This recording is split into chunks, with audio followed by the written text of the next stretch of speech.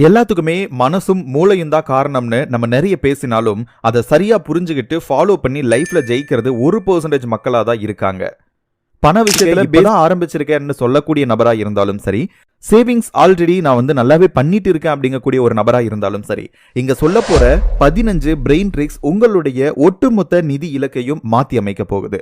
அது மட்டும் இல்லைங்க, உங்க பணக்கார மைண்ட் செட்டை எப்படி வளர்த்துக்கணும், எங்க இருந்து ஆரம்பிக்கணும், எப்படி பிளான் பண்ணணும், சேவிங்ஸ்னா உண்மையிலேயே என்ன, அதை எப்படி பண்ணணும், சேவிங்ஸ் எப்படி வேலை செய்யுது, உங்க இலக்கை நீங்க அடையிறதுக்கு தேவையான மனப்பக்குவத்தை எப்படி வளர்த்துக்கணும்னு இன்னுமே நிறைய விஷயங்களை நாம இன்னைக்கு இந்த வீடியோ மூலமா தெரிஞ்சுக்க போறோம்.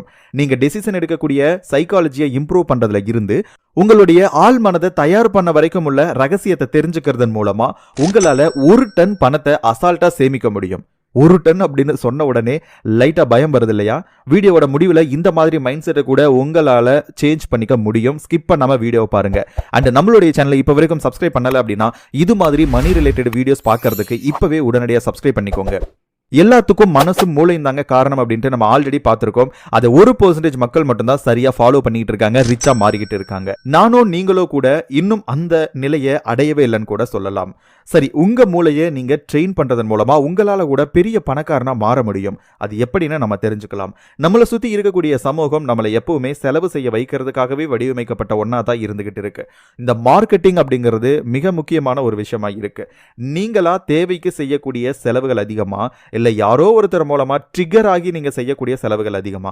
இப்போ ஃபார் எக்ஸாம்பிள், உங்களுடைய நண்பன் ஒரு போன் வாங்கியிருக்கா அப்படின்னா உடனே உங்களுக்கு தேவை இருக்கோ இல்லையோ நம்மளும் அதை வாங்கணும் அப்படின்னு நினைக்கிறது, அல்லது டிவில யூடியூப்ல ஓடக்கூடிய ஆட்ஸை பார்த்துட்டு நம்மளும் அந்த போனை வாங்கணும்னு நினைக்கிறது. இது மாதிரி நீங்களா தேவை ஏற்பட்டு ஒரு பொருளை வாங்க போறீங்களா, அல்லது பிற தூண்டுதல்களால நீங்க வாங்குறீங்களா அப்படின்ட்டு கமெண்ட் பாக்ஸ்ல எனக்கு சொல்லிடுங்க. கண்டிப்பா ட்ரிகர் ஆகி தான் அதிகமா நம்ம செலவு செஞ்சுட்டு இருப்போம். உதாரணத்துக்கு யூடியூப் ஓபன் பண்றீங்கன்னு வச்சுப்போம், அதுல பிரியாணி ஆட்ஸ் வருது, அதை நீங்க பாக்குறீங்க. உடனே உங்க மைண்ட்ல கடைசியா எப்போ பிரியாணி சாப்பிட்டோம்னு ஒரு எண்ணம் ஓடும். அது ஓடிட்டு போயிட்டா ஒண்ணுமே இல்லைங்க.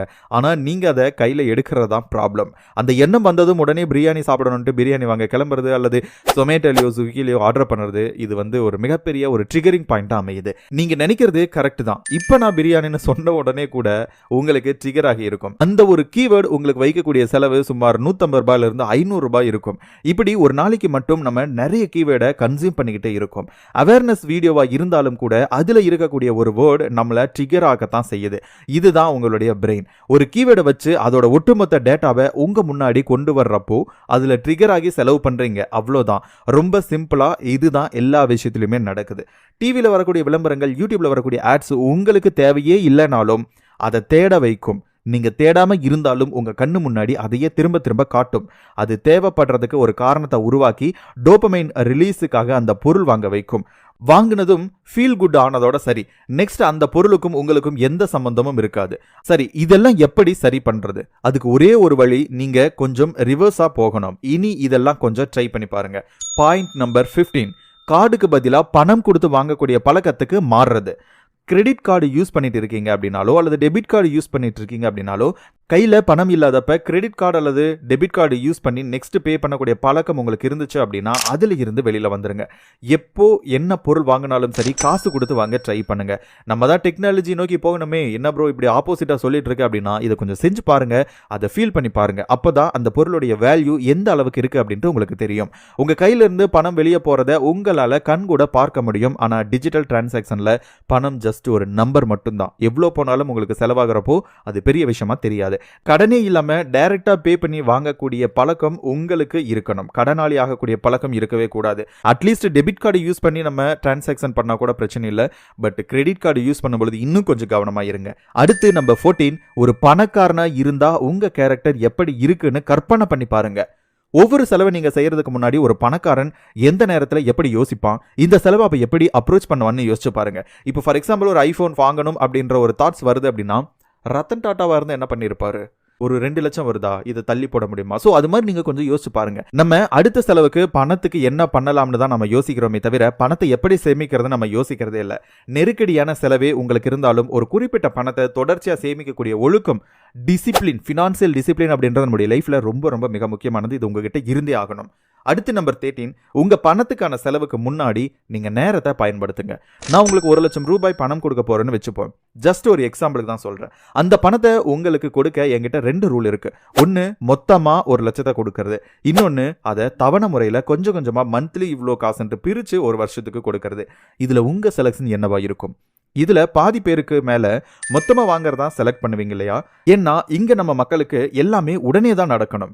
கொஞ்சம் கொஞ்சமா பணம் கைக்கு வந்தா அதை வச்சு நிறைய சேமிக்க முடியும். ஆனா அது யாருமே யோசிக்க மாட்டோம். நீங்க ஒரு கார் வாங்கணும்னு நினைக்கிறீங்க, அதோட விலை 10 லட்சம் அப்படின்னா அதை வாங்குறதுக்கு நீங்க 40,000 மணி நேரம் உழைக்கணும்னு நினைச்சு பாருங்க. உங்க நேரத்தை நீங்க பார்க்கும்போது கார் வாங்கணுங்க கூடிய ஆசை உங்களை விட்டு போகும்.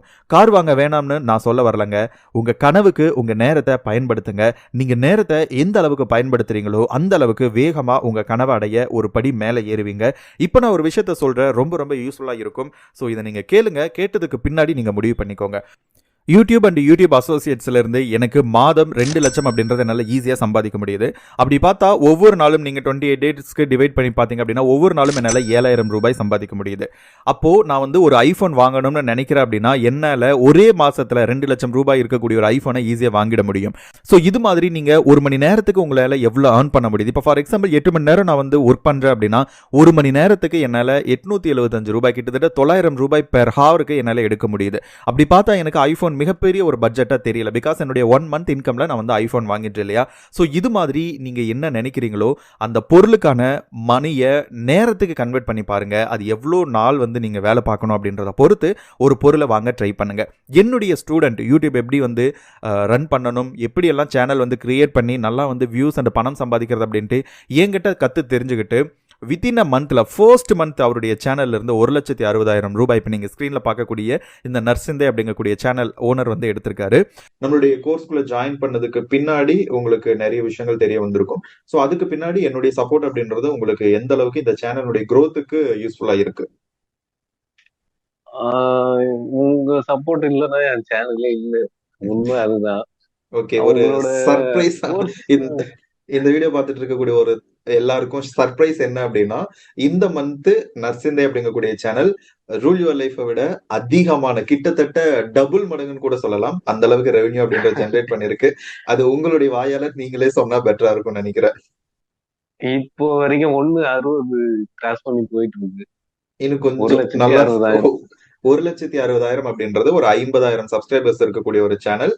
கடந்த 28 நாள், லாஸ்ட் 28 டேஸ் அப்படிங்கக்கூடிய ஒரு டைம் பீரியட்ல உங்களுக்கு வந்திருக்கு. ஸோ இது மாதிரியான விஷயங்கள் நீங்களும் தெரிஞ்சுக்கணும் அப்படின்னா நீங்க தாராளமா எங்கிட்ட இருந்து கத்து தெரிஞ்சுக்க முடியும். நம்முடைய கோர்ஸ்ல ஜாயின் பண்ணுங்க. அதுக்காக நீங்க இந்த இப்போ ஸ்கிரீன்ல தெரியக்கூடிய இந்த வாட்ஸ்அப் நம்பருக்கு யூடியூப் அப்படின்னு சொல்லிட்டு டெக்ஸ்ட் மட்டும் பண்ணுங்க, வாட்ஸ்அப் மெசேஜ் மட்டும் பண்ணுங்க. நான் ஃபர்தரா உங்களை டேக் கேர் பண்ணிக்கிறேன். ஓகேவா? ஃபைன். இது யூடியூப் ரிலேட்டடா நீங்க கத்துக்கணும், அதிலிருந்து பணம் சம்பாதிக்கணும் அப்படிங்கக்கூடிய நபர்களுக்கு மட்டும் இது ஆன்லைன் ஜாப் கிடையாது. நிறைய பேர் அப்படிதான் எனக்கு கால் பண்ணிட்டு இருக்காங்க. அடுத்து நம்பர் 12, சின்னதா ஆரம்பிக்கிறது. நீங்க பார்க்கக்கூடிய மற்றும் கேள்விப்படக்கூடிய எந்த ஒரு பணக்காரனுமே பிறவியில இருந்தே பணத்தோட வந்தவங்க கிடையாதுங்க. அவங்களுக்கு பிறக்கக்கூடிய பசங்க வேணா பணக்கார வீட்டு பசங்களா இருக்கலாம்னு நம்ம சொல்லிக்கலாம். ஆனா அதை உருவாக்குனவங்க அப்படி வந்தவங்களா இருக்க வாய்ப்பே இல்லை. எல்லாருமே சின்னதாக ஆரம்பிச்சு அதை பெரிய அளவில் வளர்த்துக்கிட்டு எடுத்து வந்தவங்க தான். ஸோ எதுவாக இருந்தாலும் சரி, ஆரம்பிக்கிறதுக்கு யோசிக்காதீங்க. கெட் ஸ்டார்ட் அப்படிங்கக்கூடிய ஒரு விஷயத்த மனசில் வச்சுக்கோங்க. அடுத்து நம்பர் 11, வாங்க போகிற விஷயங்களை முன்னாடியே எழுதுங்க. மளிகை கடைக்கு போறப்போ என்னெல்லாம் வாங்கலாம்னு ஒரு லிஸ்ட் போட்டு கடைக்கு போகக்கூடிய பழக்கம் காலம் காலமா நம்ம கிட்ட இருந்து வழக்கமா இருந்த ஒண்ணு. ஆனா இப்போ எல்லாமே ஆன்லைன்ல ஈஸியா கிடைக்கிறதால லிஸ்ட் போட்டு வாங்கக்கூடிய பழக்கம் நம்மளை விட்டு போயிருச்சு. அல்லது சூப்பர் மார்க்கெட் போறோம், கண்ணுக்கு படுறதெல்லாம் தூக்கி தூக்கி உள்ள போட்டு வாங்கிட்டு வந்துடுறோம். நீங்க லிஸ்ட் போடுறப்போ அதை தாண்டி எந்த ஒரு பொருளையும் வாங்க உங்க பிரெயின் யோசிக்கவே கூடாது. லிஸ்ட் இல்லாம போய் பாருங்க, வாங்கணும்னு நினைக்காத பொருள் எல்லாமே உங்க பக்கெட்ல இருக்கும். சிக்கனமா இருக்க லிஸ்ட் போட்டு பழகிறது பெட்டர். எழுதணுமான்னு யோசிச்சா பணம் கண்ணுக்கு தெரியாம மறைஞ்சு போயிடும். ஸோ அடுத்து நம்பர் 10, பணம் கட்ட இருக்கக்கூடிய டேட்டை முன்னாடியே பிளான் பண்ணுறது. வீட்டு வாடகையாக இருந்தாலும் சரி, கரண்ட் பில்லாக இருந்தாலும் சரி, மொபைல் ரீசார்ஜ் பண்ணணும்ட்டு மாதம் நம்ம பணம் கட்ட வேண்டிய அவசியம் நமக்கு இருக்குது. அந்த தேதியை முன்னாடியே குறித்து வச்சு அதுக்கான பணத்தை முன்னாடியே எடுத்து வைக்கிறது ரொம்பவே நல்லது. ஏன்னா டேட்டு பக்கத்தில் வர்றப்போ பணம் கையில் இல்லை அப்படின்னா ரொம்பவே ஸ்ட்ரெஸ் ஆகும். சில பேர் வெளியில கடன் வாங்க ஆரம்பிக்கிறது இந்த இடத்துல தான். தேவை இருக்கக்கூடிய பணத்தை முன்னாடி எடுத்து வைக்கக்கூடிய பழக்கம் உங்க பிரெயினுக்கு பழக்கப்படுத்திக்கோங்க. அடுத்து நம்பர் 9, உங்க இலக்கை காட்சிப்படுத்துறது, இமேஜின் பண்ணி பார்க்கறது. ஒரு இலக்கை நீங்க தீர்மானம் பண்ணிட்டா அடுத்த வேலை அதை செயல்படுத்துற உத்தியில நீங்க இறங்கணும். ஆனா எல்லாருமே இந்த ஸ்டெப்பை எடுக்கிறதே இல்லைங்க. ஏன்னா உங்க இலக்க நோக்கி வேலை செய்யறதுக்கு உங்க மனசை சவாலுக்கு எடுத்துட்டு போகணும். அப்படி ஒரு முக்கியமான விஷயம் இருக்கிறதையே நம்ம மறந்துடுறோம். ஜஸ்ட் கனவு மட்டும் கண்டுட்டு அதை அப்படியே விட்டுடுறோம். கற்பனை மனசுக்கு ரொம்பவே நல்லது. உங்க இலக்கை அடைஞ்சிட்டா என்ன நடக்கும்னு அதுல கிடைக்க போற இறுதி முடிவை நீங்க கற்பனை பண்ணி பார்க்கறப்போ அதை அடையணும் அப்படிங்கக்கூடிய ஒரு வேகம் உங்க மனசுல ஆழமா உருவாக ஆரம்பிக்கும். அதை நீங்க காட்சிப்படுத்தும் போது அந்த காட்சிகள் தான் உங்க மனசை மெருகேற்றும். ஸோ உணர்வு பூர்வமா உங்க இலக்கை காட்சிப்படுத்துங்க. ஒரு பணக்காரனா நீங்க ரியலைஸ் பண்ணி பாருங்க. ஸோ ஒரு பணக்காரன் எப்படி எல்லாம் சாப்பிடுவா, எங்க போவான், எப்படி மகிழ்ச்சியா இருப்பான். ஸோ இது மாதிரி நீங்க திங்க் பண்ணி பாருங்க. அடுத்து நம்பர் 8, வரக்கூடிய மாற்றத்தை எல்லாம் உங்களுக்கு சாதகமா பயன்படுத்திக்கிறது. வாழ்க்கையில நம்மள மாத்தக்கூடிய தருணம் நிறையவே வருங்க. அந்த மாதிரி நேரத்துல வாழ்க்கையை ஆரம்பிக்கிறவங்களும் இருக்காங்க, வாழ்க்கையை முடிச்சுக்க கூடியவங்களும் இருக்காங்க. ஆனா அதையே தனக்கு சாதகமா பயன்படுத்திக்க கூடியவங்க ரொம்பவே கம்மி தான். எஸ், உங்களை மாதிரி ஒவ்வொரு நிகழ்வுகளையும் உங்களுக்கு சாதகமா வச்சு அதுல இருந்து புதுசா கத்துக்க முயற்சி பண்ணுங்க. நீங்க சேமிக்கக்கூடிய சேமிப்போட ஒரு மைல்கல்ல அடையிறப்போ அதை எடுத்து உங்க வாழ்க்கையில அடுத்த கட்டத்துக்கு கொண்டு போக பயன்படுத்துங்க. உண்மையிலேயே சேமிப்பு அப்படிங்கிறது இதுதான். உங்க வாழ்க்கை அடுத்த கட்டத்தை நோக்கி நகர்த்துறதுக்கு சேமிப்பு ஒரு வடிகால்னு நீங்க ஞாபகம் வச்சுக்கோங்க. அடுத்து நம்பர் 7, கவனத்துடன் செலவழிக்க பழகிறது. உங்க பணம் எங்க போகுதுன்ட்டு, நீங்க என்ன வாங்குறீங்க அப்படின்ட்டு இது எல்லாமே உங்களுடைய கவனத்துல இருக்கணும். நீங்க வாங்கக்கூடிய விஷயத்துக்கான மதிப்பு உங்க நிதி இலக்கோட ஒத்து போகுதான்னு உங்களை நீங்களே கேள்வி கேட்டுக்கோங்க. இதுதான் தேவையில்லாம வாங்கக்கூடிய செலவை கண்ட்ரோல் பண்ணுது. அடுத்து நம்பர் 6, மொத்தமா வாங்கக்கூடிய பழக்கத்தை கொண்டு வாங்க.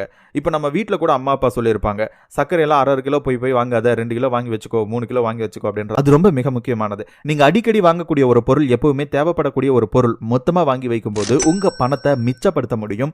அது கண்டிப்பா தேவைப்படக்கூடிய ஒரு பொருளா இருக்கணும். வாங்கும்போது செலவு குறையுதா, அது வீணாகாம இருக்கான்னு மட்டும் கன்ஃபார்ம் பண்ணிக்கோங்க. அடுத்து நம்பர் 5, 24 மணி நேர விதி.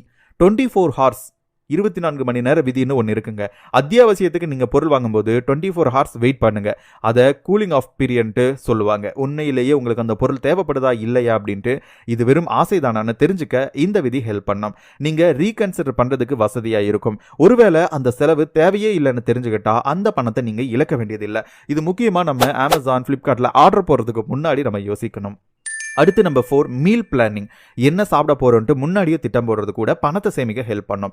ஷாப்பிங் போறப்போ அந்த பட்டியலில் இதையும் எழுதிக்கோங்க. வெளியில போறப்போ உணவு அதிகமாக வாங்குறத தவிர்க்கிறது, ஹோட்டலில் போய் சாப்பிட்றது, இதையெல்லாம் தவிர்க்கணும்ட்டு முன்னாடியே உங்க பிரெயின்ல நீங்க என்ன சாப்பிட போறீங்க அப்படின்ட்டு டிசைட் பண்ணி வைக்கணும். முடிஞ்ச வரை வீட்டில் சமைச்சு சாப்பிட்றத ட்ரை பண்ணுங்க.